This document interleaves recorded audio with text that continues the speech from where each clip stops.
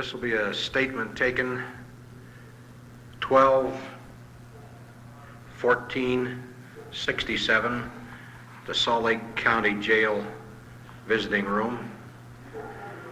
The time is 4 p.m. The statement will be taken from Raymond Mark Agnew, A-G-N-U-E-U. Correction, that's the statement is in connection with a shooting of a woman in Pancha Springs, Colorado, sometime in the latter part of November. Raymond, you're under arrest now by the Marine Corps for AWOL from the service, is that correct? Yes. Now, before we start any of the questioning, I want to read the Miranda warning to you. You have the right to remain silent. Anything you say can be and will be used against you in any court of law. You have the right to talk to a lawyer and have him present with you while you are being questioned. If you cannot afford to hire a lawyer, one will be appointed to represent you before any questioning, if you wish one. Do you understand each of these rights I have explained to you? Yes. Having these rights in mind, do you wish now to give us a statement? Yes, I do. Raymond, at any time you want to stop the interrogation or the questioning and want the advice of the attorney, we'll see that you get one. You understand? Yes. Present at the time of this statement is Detective Ken Moeller of the Salt Lake County Sheriff's Office and Lieutenant N.D. Pete Hayward, Detective Division Commander. Raymond, will you tell us what happened in Colorado in connection with this shooting at a curio shop south of Denver? Well, I was going through from coming up from Texas. And, I was low on gas, and I needed some gas, and I seen this woman drive up there in a car, stop outside this stopper, and she had a couple of gas pumps there, so I stopped to get some gas. And she told me that I went inside there, and she told me that the gas pumps and everything was shut off for the winter, and they was closed. So we just started talking there for a few minutes, and I left my car running, and I went outside and got my pistol out of my car and come back in and shut my car off. And struck her up and took around $50 that she had in there and tied her up in the back of the room there. I guess I got scared or panicked or something and shot her twice in the back of the head. Okay, now, can you give us a description, before we go into that, where had you come from? Where were you coming from when you came up to this service station? Well, I was coming from Plainview, Texas, up into Colorado. I didn't know where I was going to go. I figured probably head up towards Denver. And this was about what time of night? Around dusk, just a little bit before dark. A little before dark. And can you tell me about what day it was, the day of the week? It was around a Thursday or Friday, I'm not sure which. I don't remember exactly what day it was. Mm-hmm. And you were driving what type of automobile? 62 Chevy Nova. A 60 Chevrolet Nova? 62. A 62 Chevrolet Nova. Yeah. What color? Blue. Light blue. Do you own this car? Yes, I do. Okay, now, you said that this woman came out, or you pulled up in back of her car, right? Yes. What type of car did she have? It was some kind of new car, looked like a Ford, I think it was. What black. color? It was black. Black? And did you pull up in front of the pumps or where? Well, the way the building was set, the pumps was off to the side, and I was sort of up in front of the building. If I had to get to the pumps, I had to back up a little bit to get over to them. Was she inside when you pulled up? She was just opening the door but going inside when I come up. And describe to me then, when you pulled up and she was just going in the door, exactly what you did. I went inside and asked her to get some gas, and she told me that the pumps were shut off for the winter, that the lines or something closed for the winter. So they shut them off, and she said that the shop was closed for the winter. It was just a souvenir shop for tourists. And we stood there a few minutes talking. She showed me some stuff she had in there. She had a mess of cars and I think somebody painted there. Can you talk just a little louder and a little clearer, Raymond? She showed me some cards and stuff that she had in there. She just got them in, I guess, a couple of days before that, she said. And she's putting them in boxes and everything. She showed me some of it, one of the painters or any, some of them painted around there. Paintings? Well, little card type deals for a Christmas card or something, some kind of with pictures of Colorado on them, some different parts of Colorado mountains and everything there. Can you describe this woman to me? Well, she's about 5'4". She had brown hair. I guess she weighed about 100 and Would it be light or dark brown hair? sort of mediocre between light and dark. Would you call her a blonde or a brunette or a brunette or what? More like a brunette, I guess. See. Now a brunette, you know, is kind of a black-headed woman. I'd say her hair is more brown than what blonde or anything. It was sort of light brown. What was she wearing? She had on a white coat, I guess a fur around the collar and everything. She had on a sweater and a blouse and a brown skirt, a sort of beige sweater, and I guess with a light brown or almost a white blouse on it. Mm-hmm. What was her clothing? Did she have on a skirt or pants or? She had on a skirt and a blouse and a sweater and a top coat she had on. Now tell me just exactly what you said to her. What did you do after you went inside? You asked her if the place was closed? No, I asked her if I could get some gas, and she said the place was closed for the winter and they had the pump shut off and everything. She told me I could get this gas station open on about a mile down the road, I guess it was. Not quite a mile on down the road. And would this have been south, east, or west of where she was at? it was headed north. On the main highway? Yes. About a mile? It's coming down off the mountain there, outside there. Mountain road. Okay, now when she told you it was closed for the winter, did you have the gun on you then? No, the gun was out in the car. It was out in the car, sitting on my car seat. And what type of gun was it? It's 38 special. A revolver? Yes. Was it loaded? Yes, it was. Okay, and you came back out and got it off the front seat of the car? Yes, I left my car running when I went in there because I was going to get some gas and leave real quick. And she said they had the pumps and everything closed off, so I went back out to shut my car off and get my pistol locked in. And when you went out to the car and got to shut it off and got the pistol, your intentions were to go back in and stick her up, is that correct? Yes. Did you at that time intend on shooting her? No. All right, now when you went back in, tell me what you did. I went back in and stood around her for a few minutes looking at some of the things she had there. She was over there still boxing up them cards. Now where did you have the gun at that time? I had it under my coat. Okay, go ahead. And I was going to look at some things, and she said she's about ready to go. So I pulled my pistol out for her and gave her whatever money she had and everything. She had about $50 in their store there. Where did she have the $50? Over in a little plastic type bag. Green, I believe. A little green bag there. Where was it at? It was over one of the drawers of the counter, behind the counter. In one of the drawers behind the counter? On the north side of the store, I guess, was according to the road there, headed north. What did you actually tell her when you pulled the gun on her? I told her to give whatever money she had in there, whatever money she had. At first she told me she didn't have any money there, or have any money on her, and I told her she's lying, because I know she has some money on her. And she said, well, the only thing I got is some money over in the drawer. Would you talk just a little louder and a little clearer, Ray? She told me the only money she had over there was what was in the drawer there, so she went over and, well, I went over first and started looking for it, and I couldn't find it. So she came over and got it out there. And I took her on back and I told her to lay down on the floor there. She had some cardboard, those cardboards laying on the floor back behind the counter. I told her to lay down on that and took one of the Western handkerchiefs. Now, wait a minute. I can't quite understand her. You say after she got you the money, you went back over and told her to lay down on a mat? Lay down face first on the mat there. I took out one of these Western ties that she had there and tied her hands up with it. A Western tie? Could you describe that for me?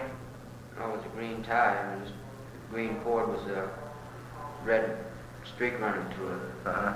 Was it more like one of those slip knot ties? No, it was one of those Western bolo ties.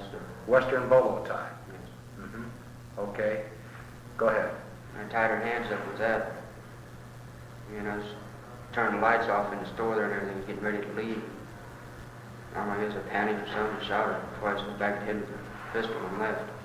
Okay, now you say you shot her twice in the back of the head with a pistol and left. Was she laying face down when you shot her? Yes. And how far away from you were you when you shot her? It was about point blank range. In other words, you stood right over the top of her Yes. and fired. Yes. How many shots did you fire? 2. 2. Raymond, did you immediately leave the store then? Yes. And where did you go from there? I went on down in the valley and stopped in the gas station, got some gas, and headed up north towards Denver. Okay, now how far down in the valley did you go? It was about a mile. First service station there that was open, I stopped in. What type of station was this? And I don't remember what type it was. Do you know what side of the road it was on? It was on the left-hand side of the road. Going down. Yes. Now getting back to the store, did you gag the woman? Did you tie her head, her face, her mouth? No. And did she start screaming? No, she didn't. What did she say to you at the time this robbery took place? The only thing she said is she didn't have any money there. And she told me where the money was at. And I just told her to go home and lay down, and I tied her hands up. I shut off all the lights and everything in the store.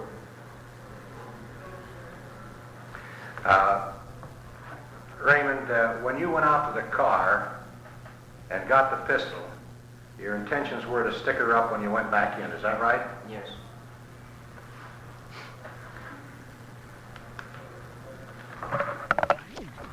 Now, when you got down into the valley and got this gasoline, do you recall the man that waited on you, or the person that waited on you?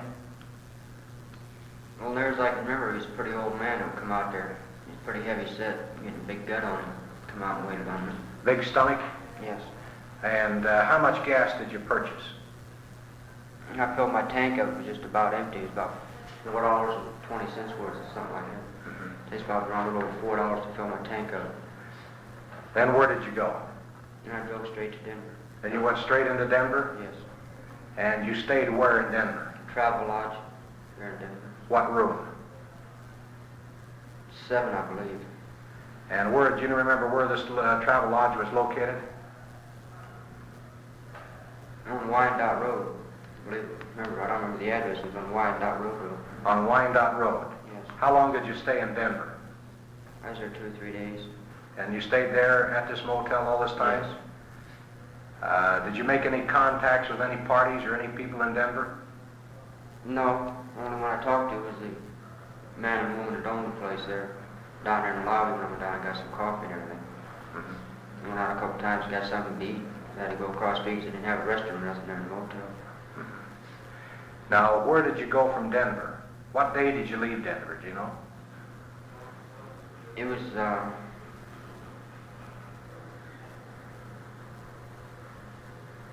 don't remember the exact day of it, towards the weekend. After I think it was around Thursday night, early Friday morning, something like that time. And after leaving Denver, where did you go? I went up into Laramie, then cut across over into Rollins. Rollins, Wyoming? Yes. And then where? And then from there I come down into Utah. And had transmission trouble up in, I guess it's Browns Park up north of Vernal up there. Okay, after you had transmission trouble, what did you do? I went down to I backed down the mountain up there as far as I could up by one of the houses there. I went down the house to see if anybody was home. And there's nobody home down there, so it was getting dark. It started getting pretty cold up there, so I went in his house and waiting for someone to come along or for him to come home so I can get some help fixing my car up and get back on the road again. And the next thing I knew, the police was up there and they told me that I'd supposedly stolen his truck or something up there. So they arrested me for stealing his truck. And this was Sheriff Reed over there that arrested you? I don't remember what the sheriff's name was that arrested me. Did you have the gun on you, the pistol on you when you were arrested? Yes. Had you reloaded it again? Yes, I did. And what did you do with the empty cartridges? I discarded them off the side of the road somewhere between time it happened up in Denver. Between Denver and Pancha Springs, or this area where you had shot the woman, is that correct? Well, after I shot her, and I took off and started up towards Denver. I just threw them out alongside the road somewhere. I didn't know exactly where. I just discarded them outside. Raymond, you were picked up in Browns Park by the sheriff, and the gun was taken from you over there. Yes. And the gun that was taken from you over there, is that the one that you shot the woman with? Yes, it is. Then, what happened? Well, they took me down from up the park. They took me down into Vernal, and they booked me on car theft, and locked me up there. And they asked me if I was UA, and I told them yes.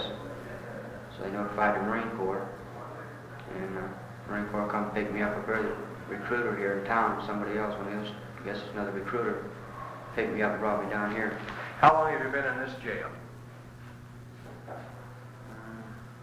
It's been about 3 days now. About 3 days. Raymond, was your car impounded over in Browns Park area? Yes, it is. Still up there. It's still up there. Can you describe your car and give me the type of license number or license plates that's on the car? License plate of the car is KM 9926. That's KM 9926. 9926. What state? Tennessee. Tennessee license plate. Yes. And then give me the color of the car again. It's blue. Light blue. What year? 62. Chevrolet. Yes. Nova? Yes. That's a two-door sedan. Yes. Raymond, getting back to the store and the shooting of this woman, what was the purpose or what was the reason that after tying her up and laying her face down on the floor that you shot her? I don't know. I don't have no real reason why. I don't know. I just did. You just did. Where do you know the location that you shot her? What part of the body? It's in the back of the head. Right in the back of the head. Yes. And you fired twice. Yes. Did you, after leaving the scene, ever attempt to notify anyone in Denver or at the gas station that you had shot this woman? I told the sheriff up in Vernal, and he thought at first I was just trying to get out of going back into the Marine Corps, so I told him I wanted to go back. And he said he'd check on it. So he checked on it, and they come pick me up. He said he couldn't find nothing out or couldn't find anything about it. So he just released me to them, and they brought me on down here. This is about 4 or 5 days after the shooting, though, isn't that correct? It's a little bit longer than that, yes, about a week. About a week after the shooting. Did you read anything about this in the paper? No, I didn't read nothing about it in the paper. They had it on the news for a couple of nights. They had it on the news for a couple of nights. There in Denver, yes. Now, Raymond, after this statement is typed, and you read it, and make any corrections that you see necessary, would you be willing to sign the statement? Yes. And everything that you have told me is true and correct as best as you can recall? Yes.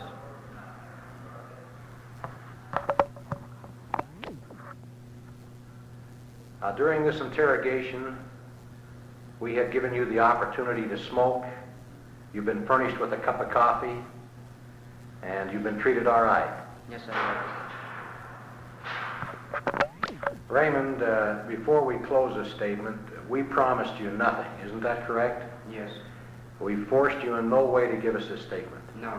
You voluntarily asked to talk to us. Isn't that Yes. correct?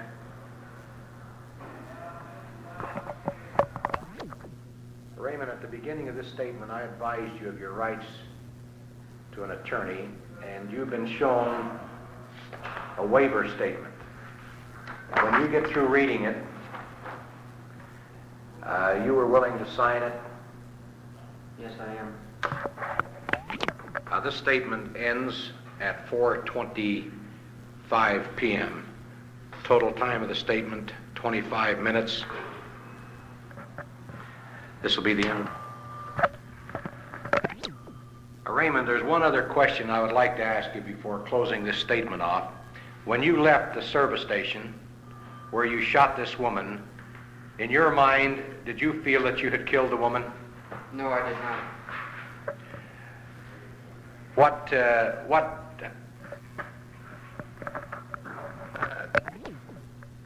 Shooting her twice in the back of the head,